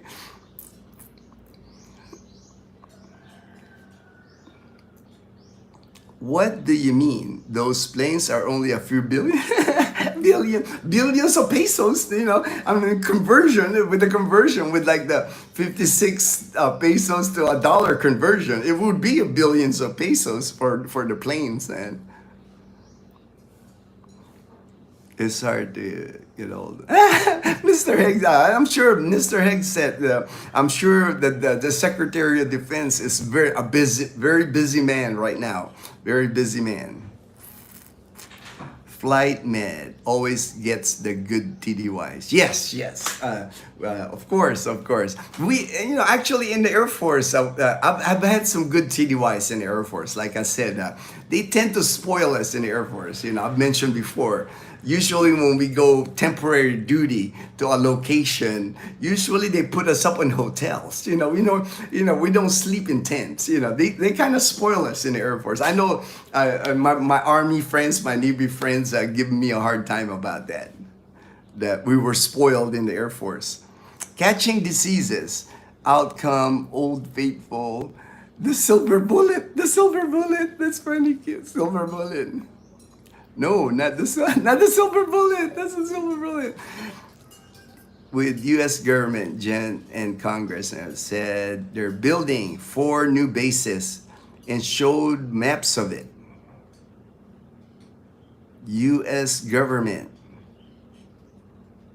I'll have to do research, Daniel, but I know the bases that they identified. You can Google it. You can Google it like Philippine bases that allows American to use. There's 8 bases that it's Palawan. There's one like Bataan, like a Navy. They're building something Navy. Bataan is like the northern tip. Northern tip is almost, you're almost like in Taiwan. That's why they're building like a Navy station there, because you're part of the Philippine defense is to also defend Taiwan from invasion from China. That's the biggest thing here right now. It's like, when is China gonna invade Taiwan? That's always like, kind of like the buzz here in Southeast Asia. That's what America is preparing for. Not just America, Japan, Korea, South Korea, and then Philippines, Australia. There's a lot of countries that's protecting the waters there, protecting Taiwan, because that they think that's the domino. The domino in South. If China does anything here in this region, Taiwan is the first domino. So Taiwan is being heavily protected. Yeah, I'm Army, but stationed on the Air Force base. And I always get so jealous for you guys, TDYs. I know, my friend. I always they always call us the chair force. I always hear that, the chair force, because we're always like in hotels. We're always like behind a chair with a computer. That's usually that's why I got called the chair force. I worked, my last job in the military, I worked in medical readiness. I used to deploy people. Like, I was the guy that you would get the call, like our surgeons, our anesthesiologists, our surgery techs, our lab techs, x-ray techs. I was the guy that would like, when you get the call from me, it's not a good call, because usually it's a deployment. You got to go on deployment. But I did that in Japan my last 4 years. My job was medical readiness. Fortune, all right, Fortune Ibiernes from Bacoor, Cavite. I won't mess it up. I thought before Cebu, but I know it's Bacoor, Cavite. Woke up an hour later. Oh, it's all right. It's all good, man. Today, because I am just work from home. Oh, work from home. All right. All right. No worries. And I'm glad you still caught the live stream. My last live stream here from Boracay Island. The new B2s is one. Yes, I understand. That the B2 is no joke, man. I saw that. I saw the B2 land at Whiteman Air Force Base. I was impressed. I was very impressed. That's an amazing piece of machinery there. Enhanced Defense Cooperation Agreement to the Wikipedia article. Yes. Thank you there. Old-fashioned oatmeal. All right, my good friend. Thank you. Yeah, there's I've read a lot about it. The mutual defense, the enhanced defense cooperative. It's, to me, it's working. That's why I don't think they'll ever open a United States military base again in the Philippines. I mean, never say never, of course. But I think because it's working the way it's working now, the thing with Filipinos, they're big on this independent thing. They don't want another nation in the Philippines to have a hold on the government here, because Filipinos always felt that, when almost like 400 years against the Spanish rule, and then almost 50 years American rule, that we were part of America. Even Japan had the years they occupied the Philippines. So Filipinos are big on like being independent, because like they always felt that when the military bases was here in the Philippines, that they have a say on government. They had a say on who were the politicians there, the Congress. They had influence. Because it's United States is a superpower. So that's why I think it'll just keep the way it is. They're allowed. Americans are allowed to be in the military. United States military are allowed here in the Philippines. They train with Filipinos. They train Filipinos all the time. We got missiles now. There's American missiles here in the Philippines aimed at China. So the China, better be careful. Better not think of anything, because we got missiles in the Philippines that can hit China now. So it's like and the Philippines is buying their own missiles. They bought last year. They bought this missiles from India, and the more shipment are coming here, and they're being installed along the coast of the Philippines. So that way, if there's a China ship or something, we can hit the China ships in the West Philippine Sea with missiles that we bought from India. So Philippines is upgrading their military capability. Buying planes. Philippines got an agreement with the United States to buy fighter jets in the Philippines. Americans training the Filipinos on the fighter jets. So, there's always like, the Philippines and the United States have always been allies, ever since the United States was, Philippines was part of like a territory, or from 1898 to World War II. And then after that, the United States military had bases here. So always been an ally, it's like the United States have always like watched out for the Philippines. Saya, Mustafa, hello, hi, hello. JB, will you be continuing a live stream when you go back home? Same time? It won't be the same time, JB, and I don't think I'll do it as often, because here I was on vacation. I had time because like Dazzle's asleep. At home I have more stuff to do. I got laundry, I got shop, my pandesal, shopping at the public market, so it won't be as often. It won't be daily like I've been doing, but I'll try to do, maybe I'll shoot for maybe 3 times a week. I'll do a live stream. It'll be around 7:30 or later, because I drop Leanna at school. It's a different routine once I get back home. It's back to our normal living, but I got chores. I got chores when I get back. Here in the Airbnb, I don't have chores. They replaced the sheets here. They replaced the towels and everything. It's an Airbnb, which is nice.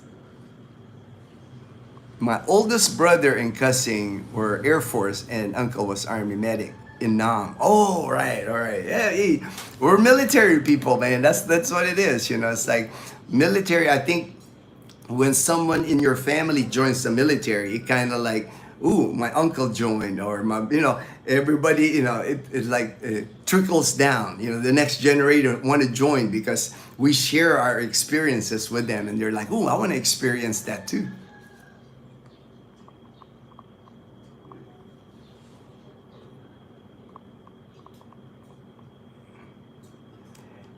Tinan Island, that American launched the nuclear bomb on Japan. They reopened. Yes, I saw that, Edgar. I did see that. The atolls in the Pacific. I know that that the U.S. is starting them up. Because it's the world we live in. We got to be prepared. People don't realize how China's the big enemy now. It's like we're focused on Russia before, but now the focus is in China. It's like, people don't realize how, to me, how, not the Chinese people, they're probably, good people like everybody else, but the leadership in China has ambitions to rule the world, and it's an enemy of the United States. It's like, for me, that's how I look at them, because they are targeting us. They're like cyber attacking the U.S. daily. They got spies in the United States, Chinese spies. So to me, they're the enemy. I look at China as the enemy. And we got to stay on top of them. Make sure that they don't get any ideas of attacking Taiwan or attacking the Philippines or attacking anybody. It's like we got to keep China in line. They open and spending millions. Yes, millions rebuilding.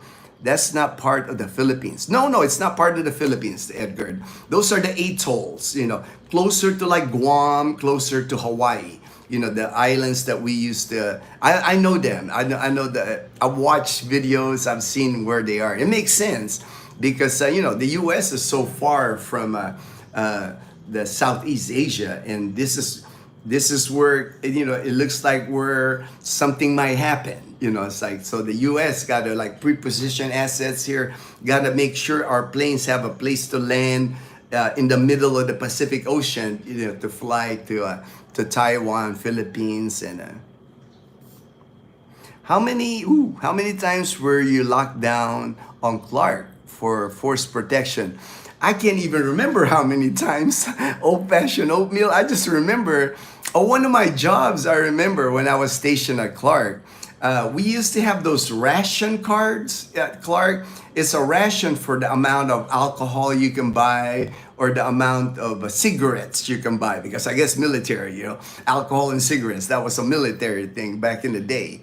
And one of my jobs during my time at Clark, 89, 90, 91, during that time, they would augment us. I was medical, I was part of the hospital, but the security police would ask the hospital, we need augmentation, because, they had a hard time protecting the whole base. They need more augmentees to support security police. So one of my jobs was like, I ended up working the Friendship Gate. And at the Friendship Gate, what I would do was like, the people leaving the base, the people that lived on the base, they had to hand me their ration card. And there was a curfew. And the curfew could be 10 p.m., 11 p.m., midnight. And they needed to be back on the base by 10 or 11 or 12. They have to get their ration card back from me at the gate. So I would be at the gate all day. It was a 12-hour shift, man. I was like at the gate. And, I had a relief, of course. If I worked 7 to 7 p.m., I had a relief that would relieve me from my duty. But I would have these stacks of ration cards. I would alphabetize them. And when the person comes back on base, I would hand them back their ration card. Of course, I had a weapon because it's the gate. You have to have a weapon. But that was one of the duties. And because of the lockdown, curfew, all that stuff was happening during that time, because we had that, I remember Lieutenant Colonel Rowe was shot during that time. There was a couple of airmen that were TDY from Korea got shot in Angeles City. So, all kinds of lockdown, all kinds of curfews was happening. It was a weird time in the Philippines, the station at Clark, I remember during that time. Skating Geezer, I've been called Chair Force a few times. Me too, man. I've been called Chair Force many times. And when it isn't in a jokingly tone, then I let them know I've eaten MREs. Me too. I have eaten many MREs. I've had many MREs. MREs, for the people, it's meals ready to eat.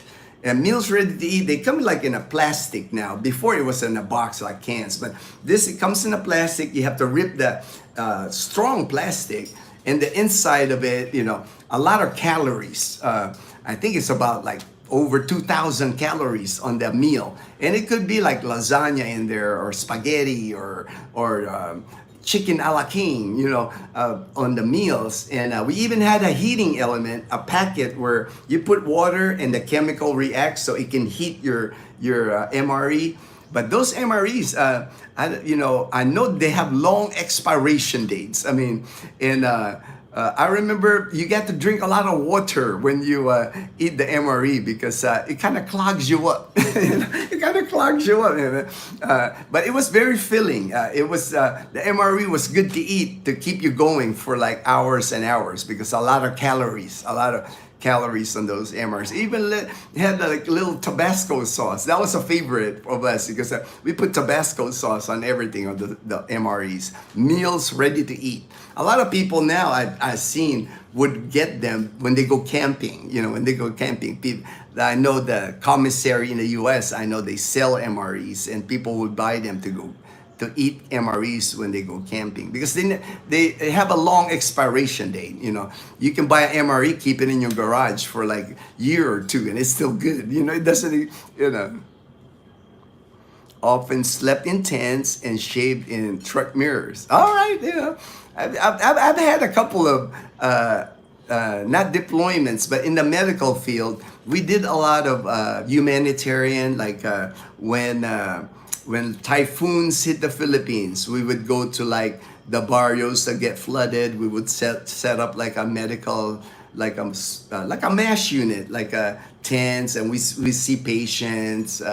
We that's one thing I remember when I was stationed at Clark was we did a lot of humanitarian, and not just regular. We would go to the remote places here in the Philippines, and our docs, our nurses, they would treat people that because like sometimes here in the Philippines, in the remote provinces, they don't eat, they don't have antibiotics, things like that, and an infection can grow in their arm.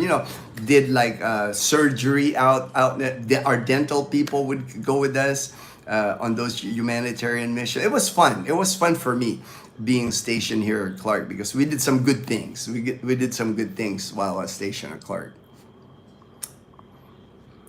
Yes, I saw that, Daniel. The Filipina that's a fighter pilot. Yep. Yeah, I saw that. I've seen pictures. She's popular. I guess, not many Filipina pilots. Fighter pilot at that. Fighter pilot at that. I was TDY to Clark December. I was there. When you were TDY there, Old Fashioned Old Me, I was there. December 1990. I was stationed. I was part of the Pinatubo evacuation. So we were at Clark at the same time. Spent the first week locked on base. They opened the gate for a few days before we left. Yes. I remember. Like I said, I would work the friendship gate, one of the gates at Clark, and that was one of my duties, was getting people's ration cards. And it was funny because like at the end of the night, if I was working the night shift, there was a few cards left that nobody came back for. So I had to give those to security police, and they had to hunt these guys down, or I'm sure they got in trouble with their first sergeant. Because you know how it was back in those days, people get carried away drinking in the bars, or, and they lose track of time.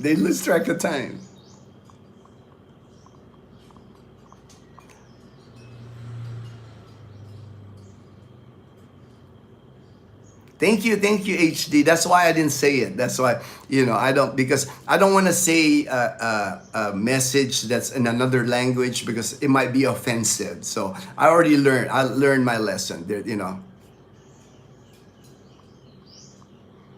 Yeah, that's why I don't do it moonshine, because like if it's a foreign language, I don't know what it means. I don't want to say something bad or offensive on the live stream. Hope you understand. I'm just careful, because I get comments like that all the time. People say this, and I'm like, the minute I see that, say this, I don't read it. Unfortunately, because there are bad people out there that want to embarrass me or ruin the live stream. And we have a good live streamer. There's some good people on this live stream. It's like I'm protective of our community here. If you allow something to push you and do nothing, they will push you more and start. Yeah, unfortunately, to me, I've always believed, Daniel, I'm sure you did the same thing. We're military. You have to show strength. You got to it's a deterrent. That's the key word. It's like strength is a deterrent. If we're showing that, hey, you can't just bully us, or you just can't mess with us. You don't want to mess with us. That's a deterrent. That, by us showing strong force in Japan, South Korea, Philippines, Taiwan, by us showing China, by us doing the exercise, Balikatan exercises, we're showing China that if they decide to ever invade Taiwan, it's not going to go well for them. We're showing them what we can do, what our capabilities, and that's what Balikatan is all about. Live fire exercises here in the Philippines.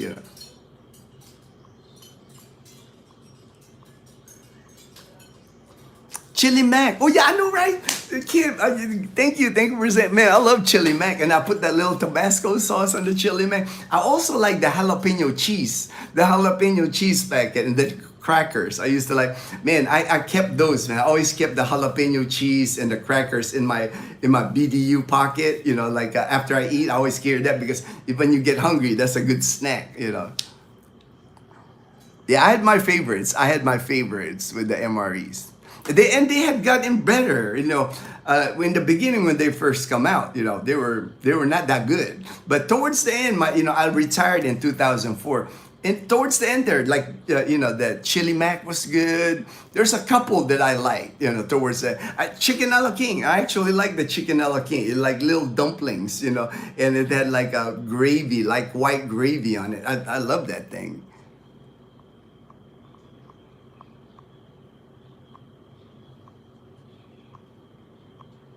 Good morning. Hey, James and Karen Adventures. Hey, all right. Good morning, James and Karen. Hey, if people haven't subscribed to their channel, James and Karen's Adventures, a great channel. Shows you life, province life in Aklan province here, in Balete, Aklan. Make sure you guys subscribe to them. Great people, super nice people. Good morning, James. James and Karen. All right. Hello, James. All right. Barrio Barreto. Yeah, I've been to Barrio Barreto. Kip. Is where we would hang out. There, I used to go to the Arizona hotel. I would stay at the Arizona. I'm pretty sure they're still open, the hotel. And I think an expat, I think it's been sold a couple of times, but been to Barrio Barreto. I've made trips, several trips to Barrio Barreto. Family owned the Purple Stallion Bar. So, oh, nice. And Barrio Barreto from the last, I've seen a video, been a year or so now, but it's still the same. There's still like a lot of Navy retirees in Barrio Barreto and a lot of bars still. It still has the same vibe because it's right on the beach. It's right on the beach there at Subic. JNK, all right. Greetings from Bangladesh. All right, greetings from Bangladesh. All of the Filipino army needs to be trained like they train the jungle fighters if they don't already. Those guys were a force to be reckoned with. Oh yes. I'm sure. I see it all the time here, Kip. It's like a lot of, the Balikatan exercise or the exercise, of course, but Americans are training with Filipinos. They're getting the Filipino soldiers here ready too. It's like, but like you said, those jungle fighter, the indigenous people. I know at Subic they used to run the Navy survival school at Subic, inside Subic, the Aita, the indigenous people. The little guys with like the curly hair, dark skin, and they got like their spear, they're like bow and arrow, because who would you learn jungle survival than the people that live in the jungle? That's like the best people. They know what to eat. They know that environment. That's where they live daily. So they know what things to avoid, or they know what plants that they can use as a weapon, even like poison ivy kind of thing. It's like. Cool stuff. Even the Air Force used to send the pilots there at Subic for a jungle survival school, and they were part of the training was like learn, the Aita, the local Aita, the indigenous people here in the Philippines would do the training. Hey Rhea, my good friend in Tennessee, my good friend. All right, my husband is a prepper. Hey man, I'm all, I'm not a severe prepper, but I'm prepared. I got like my canned goods. I got my rice. The pandemic, because of the pandemic, made me store some of that stuff. We got, and here in the Philippines, you never know if like a super typhoon would hit and you can't go to the grocery store for a week or two. So it's always good to like have your prepper storage thing. So our pantry looks like survivalist girl. Hey man, that's all right. I wish I could do more prepper. I wish I could do more storage of that stuff, because you never know. The world we live in now, man. You can't be prepared enough, I don't think. It's like, what harm can it do if you're like prepping like food supply and water and rice, stuff that don't expire, get stuff that don't expire and just keep it in your house. Got MREs, yeah, those freeze-dried meals, Rhea, here in the Philippines, they're expensive, I've seen them in Lazada, I've ordered a couple, but I'm tempted to buy more, but they're just not cheap here in the Philippines. Ready for the apocalypse or the Netflix binge?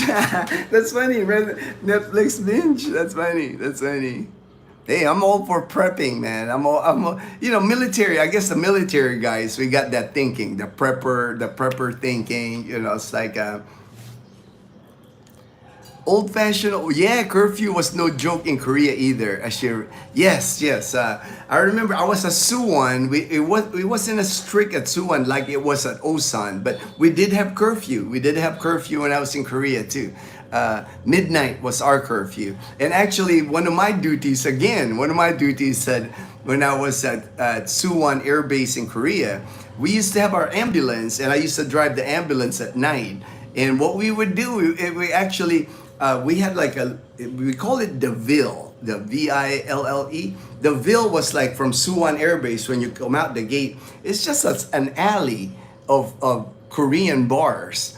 And at the end of the night, at curfew at midnight, there's always, unfortunately, there's always GI that don't make it back to the base. They drank too much soju or something. And that's what we would do. We had the ambulance. We would just drive through the Ville, make sure that there's no GI passed out on the street. Or we would even, the bars would even, like the ajuma in the bar would tell us like, will wave to us, meaning there's a guy in there that's like a military guy that's passed out in their bar, and we would pick them up and then throw them in the ambulance and then bring them back to the base.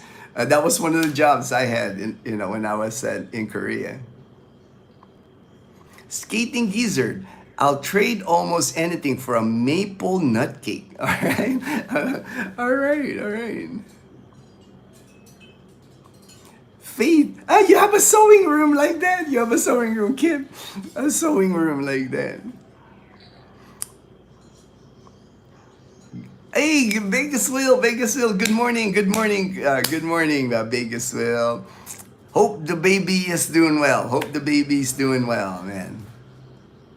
Blessings to you, my friend. Blessings. Stay blessed. Good morning, HD and JB. All right, from the James and Karen Adventures. James and Karen, we're headed out today. Today's our last day in Boracay. 32 days in Boracay. Finally, this is our last day. After this live stream, I'm already actually packed. I'm just waiting when Dazzle wakes up, and then we're heading out. We have to get back to Numancia early. Make sure we go back because Mom she hasn't dropped. We'll be dropping off Leanna to school, but Mom has an appointment and she won't be able to pick up Leanna from school. So Dazzle and we have to pick up Leanna today from school. I'm very excited. We miss Leanna. We miss our dogs. We miss Leanna. Mom, we miss her. So everything's gonna be back to normal, back to our normal life in Numancia. Yeah, right there for Vegas Hill. Newborn is not keeping you up. All right.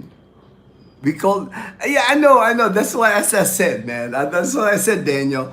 The MRE, you got to drink a lot of liquids, a lot of fluids, because MREs kind of clog you up, man. It's like I even have, it got so bad sometimes. I was drinking that Metamucil. I would buy Metamucil because I knew that the MREs would clog me up. I don't know what they put on that MRE, but man, I was like, man, it's like, but that's funny. That's funny.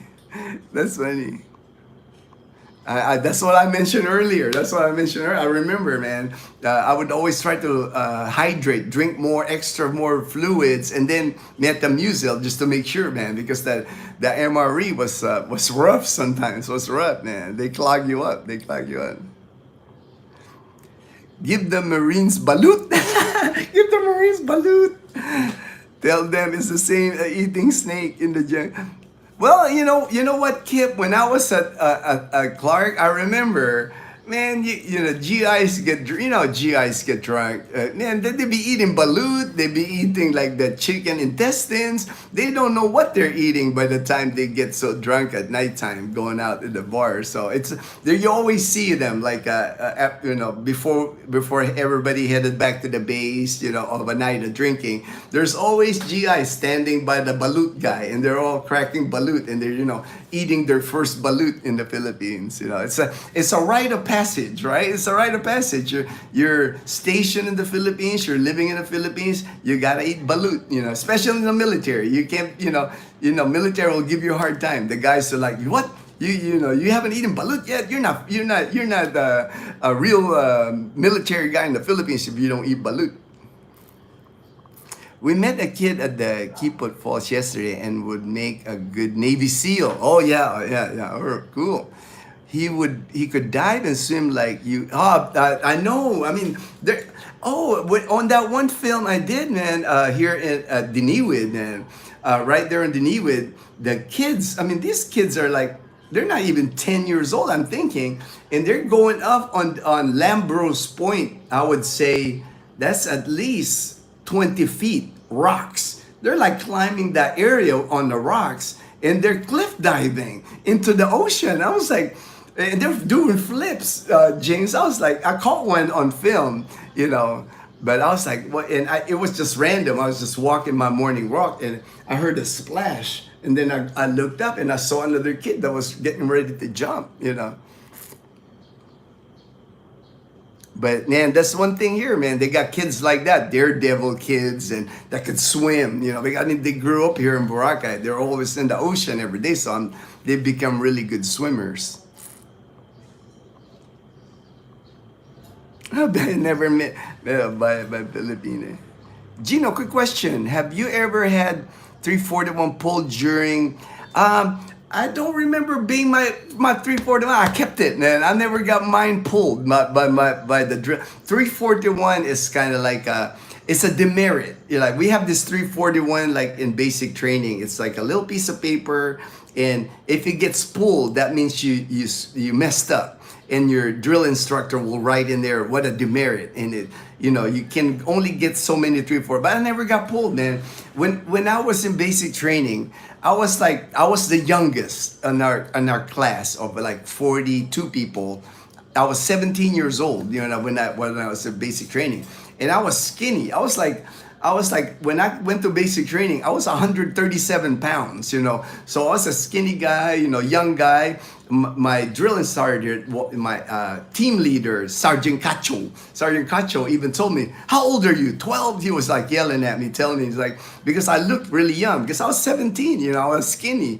And he was like giving me a hard time. But I kind of think he favored me because he wasn't as hard on me. He yelled at me like that in the beginning, but I could see he was harder on other people because I was just quiet. It's like, I hadn't been I've only been in the United States like 5 years. My English was okay, my English was okay, but for high school for me in the U.S. and even my first year in the military, I was just quiet because I was just absorbing a lot of things. It's like, especially the military, that was like, it's a shock anyway, being in the military, basic training, how the military operated. So I was a listener. I was just quiet during that time. I didn't become an extrovert like I am now till like later on in my military career. But in the beginning, because like, a lot of slang, when I came to the United States when I was 12 and I was going to high school in the U.S., a lot of slang I didn't know. So, what did he just say? I'm always just listening, trying to like absorb it. And then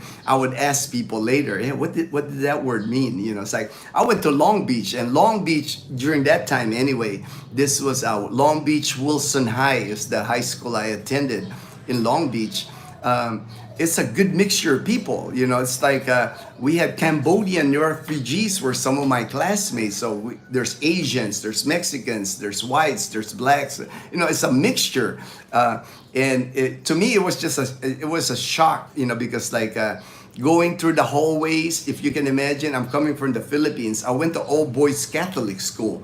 I had uniform, and it was regimented. You know, it's like we sat in one classroom all day. Our locker was like underneath the blackboard. You know, here in the Philippines, we had a blackboard and our locker was underneath the blackboard. In the US, you know, I remember I had to go from classroom this, classroom there, another building classroom, my lockers in another classroom. I'm like, you know, you had to get, you know, you got to spin that dial, get your book, run to your next class. It was like a big adjustment for me coming, you know, attending school in the US. And of course, the military was another adjustment for me. I was like, it was a shock. You know, the military was a shock for me. I did for failing to salute a female second lieutenant in her dress boots. My first sergeant tore me up. I believe it. I was lucky enough, man. Like I said, in basic training, I just kept a low profile. I was like quiet, you know. Even when the drill instructor would yell at me, I just like kind of freeze up, you know. I was just like trying to absorb, okay, what am I supposed to do next? You know, it's like, but I kept a low profile in basic training. So I never got my 341 pulled by the drill instructor. I saw that part of the video, James. He dove into the water and was just swimming underwater. He has potential. Just need to work on efficiency of swim stroke.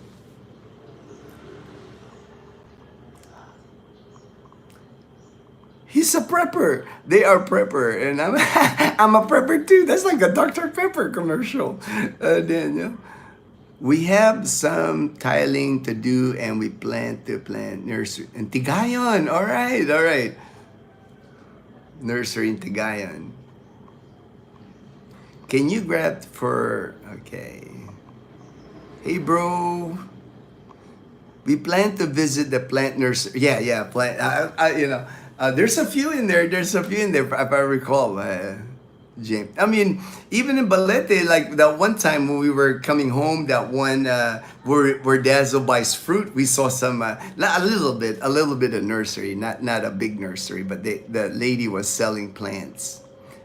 MREs clogs you up because there's not enough fiber in MREs, and also, yes, I believe it, HD. That's why I said, man, when I was, you know, especially I remember right after 9/11, of course, you know, I was in Japan.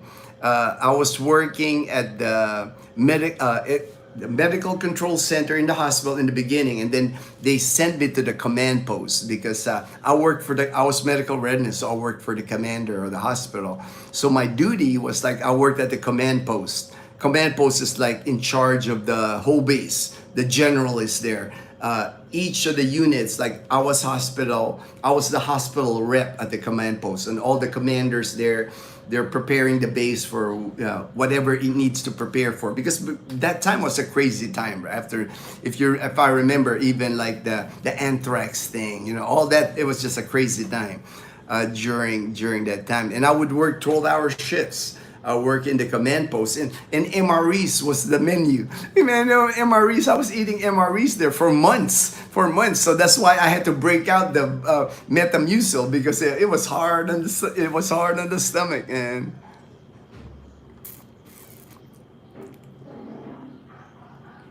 give James Balut 10K subject.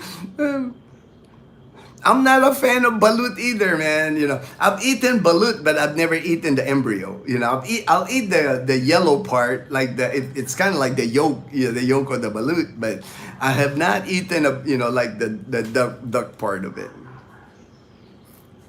Maybe on one of my drunken days when I was an airman at Clark, maybe stumbling out of the bar. So like I said, it was a challenge back at Clark. I'm sure I probably ate a balut without knowing it back in the day. But consciously, I haven't eaten a balut, like the little embryo. He doesn't do at least. All right. James and Karen Adventures, when do you do your live next? All right. I went to the U.S. Army training at 17 too. Turned 18 a month later in basic. When I went, my birthday's August, and I went to basic training in February. That's why, you know, I was the youngest. I knew I was the youngest because I'm looking around. Everybody was like at least 18. I was the only 17-year-old in my flight. In the Air Force, we call it flight. As the group, the 42 people was a flight. we had like two bays, kind of like same in the movies, like the Jarhead movie. You have two bays, 21 on one side, 21 on the other side, bunk beds, locker, that setup. That setup.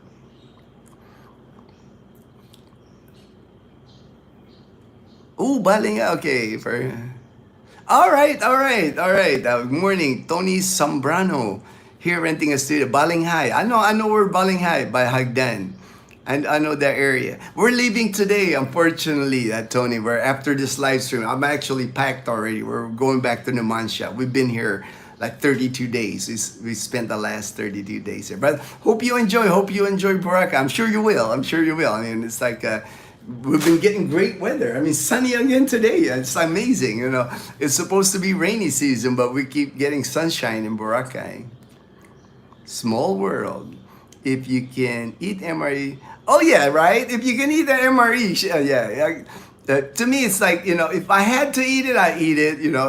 But it's not like that I have to eat balut. We had legit green eggs and ham. T-Rats in the army. T-Rats. I tried out for spec ops in the Navy before shipping out for boot camp to see how to do. Passed everything except for pull-ups. Yeah, a Western word since I was already in a tough to get in program. Yeah. Tried balut back in '86 and never had another. I can't blame you, Kip. Never had another. Because I could always pretend it was at least beef, no matter what day it was called. All right. No, I was never stationed at Hickam. I was never part of the 15th Medical Group. I was stationed in Korea. I was stationed in Korea for a year, Suwon Air Base. I was stationed in Japan, Misawa Air Base, 35th Medical Group, and I was stationed at Clark. For 3 years, the 13th Air Force Medical Center at Clark. And I still have friends. We have a group on Facebook, our 13th Air Force Medical Center group. Can't. James says he can't. He can't eat balut. Or I can't blame you, James. I'm not a fan of balut either. Dazzle is. Dazzle and Leanna, they can eat balut, man. They can eat more than a few balut, man. I can't eat. I'll eat the yellow part, like I said, but I'm not a fan. I'm not a fan of balut. All right, we've hit the 2-hour mark. Again, thank you everyone for joining the live stream. Appreciate everybody's time. It's been a good live stream. It's been fun talking with everyone. The chicken balut tastes much better than balut. Duck. You can also just eat the yellow. Yeah, that's what I eat, man. I just eat the yellow part, man. I just eat the yellow part. So, again, thank you, everyone. Have a great day wherever you are. Thanks for joining the live stream. Please, everyone, stay blessed and see you on the next live stream. All right, thank you, Kip. We'll be careful.